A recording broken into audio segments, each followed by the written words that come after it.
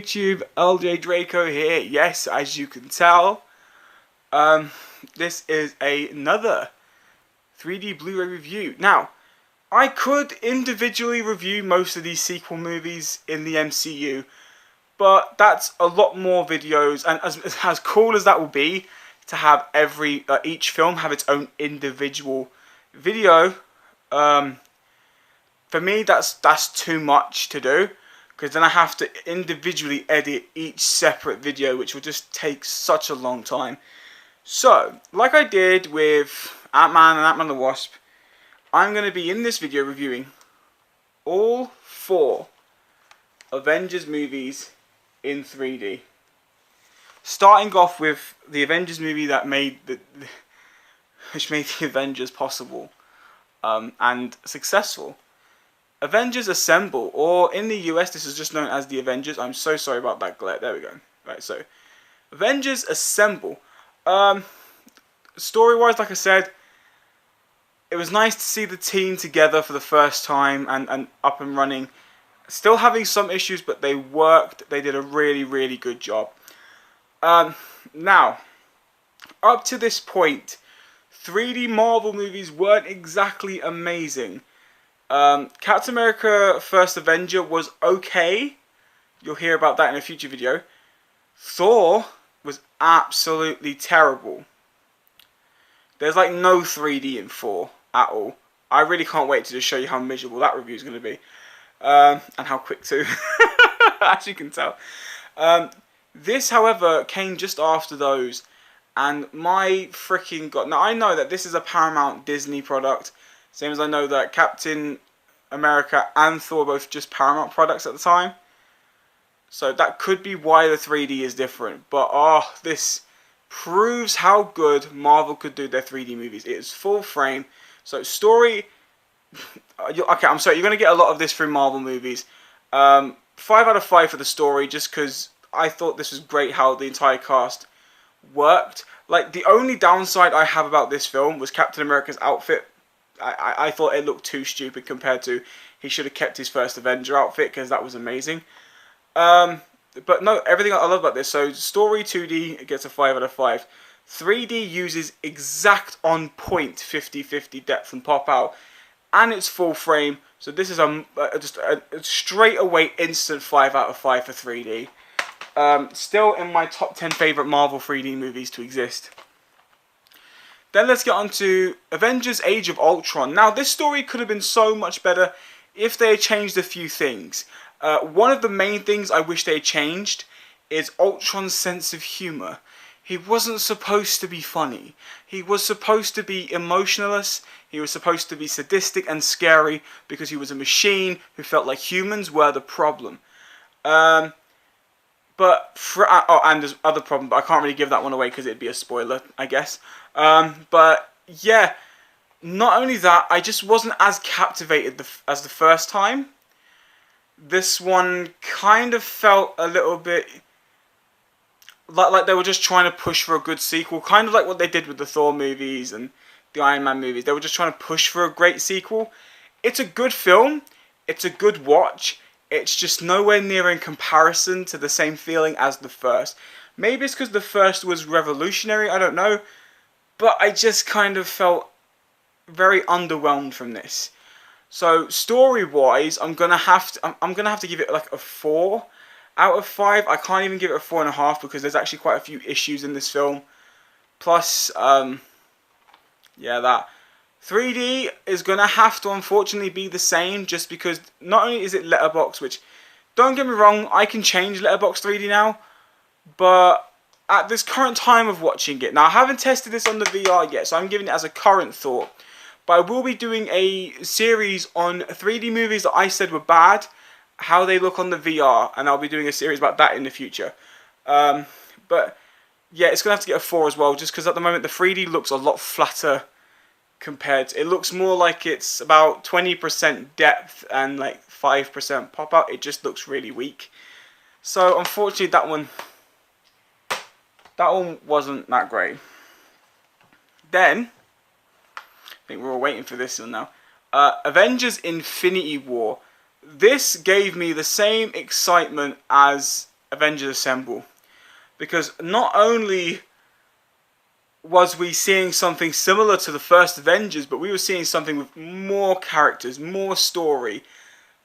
There was just so much more involvement now, and I think this is an incredible movie. I was not let down by this. I didn't think anything was boring in this. I thought the story... Thanos is probably one of the best... I think he's like my second favourite MCU... Can I say villain? Because he's not really a bad guy to him. I know to us and to the people watching and to the characters in the movie, he's the bad guy. But if you listen to his reasoning, he makes him sound like he's got a point. Yeah, I mean, just overall fantastic. So story you get to story and 2D get a 5 out of 5. 3D is Letterboxd, which is slightly disappointing, but yet again, due to watching this, I can change the settings on the screen, which remove the black bars. But not only that, on the VR, this is... I don't know what voice that was. On the VR? I don't know where that came from. On the VR, this is really mind-blowing. Like, it looks like you're genuinely in the scene. It's incredible. So, story and 3D, a whopping 5 out of 5 for both. Just incredible, and I'm glad to own this.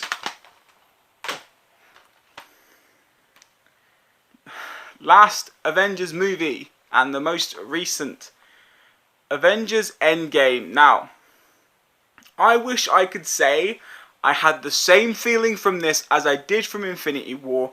I cannot.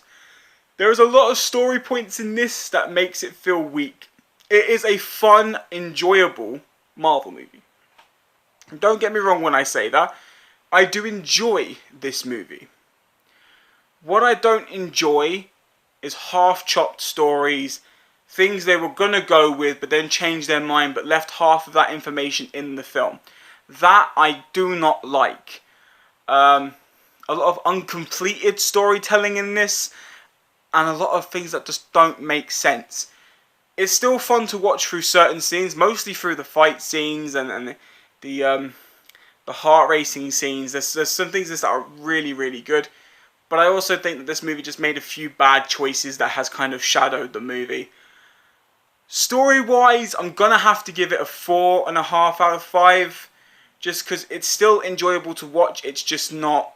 It's not as motivating and as moving as Assemble or Infinity War.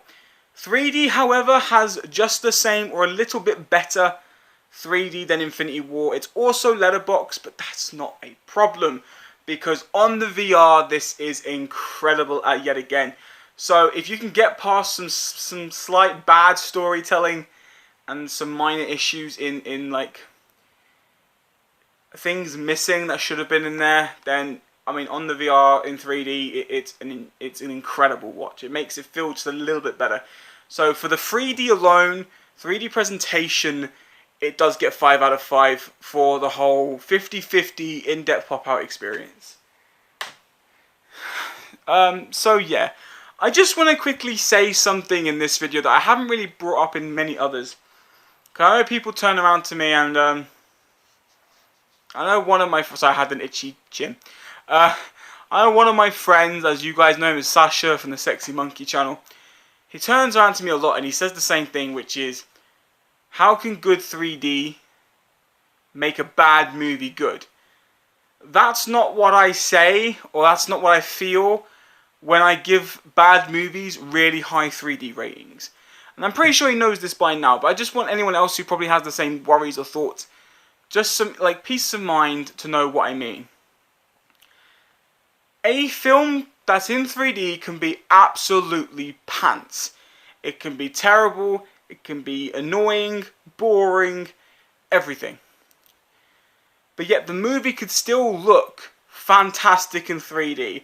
And that can be a letdown. My biggest example of this is, as anyone who knows me, who knows how much I love 3D and movies in general, will know that I'm also a fan of the Transformers movies. I like the first Transformers, I enjoyed the second, the third is still reasonably okay.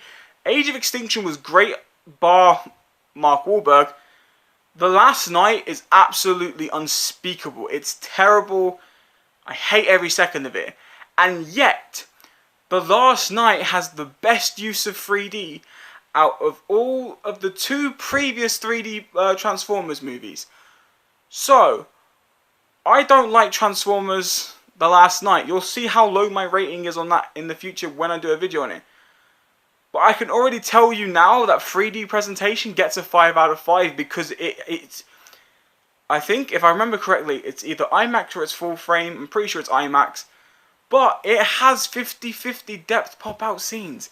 And each scene is incredible, whether it's letterbox scene or full frame. There is no misuse of 3D. There is no loss of 3D. Everything has perfect depth and pop-out. So, just because the 3D is brilliant doesn't make the movie good. I know that personally speaking, I think this is where the confusion happens, is I know personally, with me, I can really not enjoy a movie in 2D. Like, for example, if I watch a film with 3D first and the 3D's really, really, really good, and then I try and watch it in 2D, I kind of feel a bit let down, like something is missing. I feel like something's been taken away from it. So I would much rather watch the 3D edition, kind of like Avatar, Pacific Rim, stuff like that. But there is also times where I'm watching a movie and I'm sitting there and I'm watching and I'm enjoying it. It's okay.